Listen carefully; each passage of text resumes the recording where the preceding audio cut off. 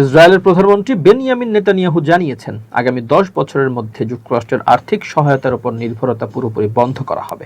তিনি বলেন, এই সহায়তা অনেকটা দানের মতো, যা ইসরায়েলের আর প্রয়োজন নেই। ইসরায়েলের চ্যানেল 14-কে দেওয়া এক সাক্ষাৎকারে নেতানিয়াহু বলেন, দেশের অর্থনীতি এখন এতটাই শক্তিশালী যে নিজেদের প্রয়োজনীয় ব্যয় নিজেরাই বহন করতে সক্ষম। তিনি দাবি করেন, ইসরায়েলের জিডিপি প্রায় $1 ট্রিলিয়ন পৌঁছতে যাচ্ছে এবং আগামী বছর থেকেই দেশের আর্থিক চাহিদা নিজস্ব সম্পদ থেকেই মেটানো সম্ভব হবে।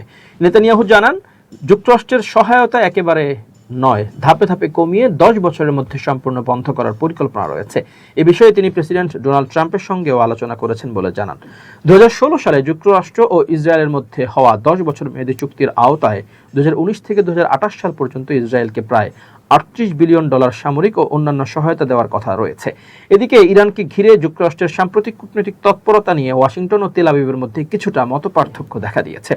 ইসরায়েলের অভিযোগ, ইরানের সঙ্গে আলোচনায় ট্রাম্প প্রশাসন তাদের স্বার্থকে যথেষ্ট গুরুত্ব দেয়নি।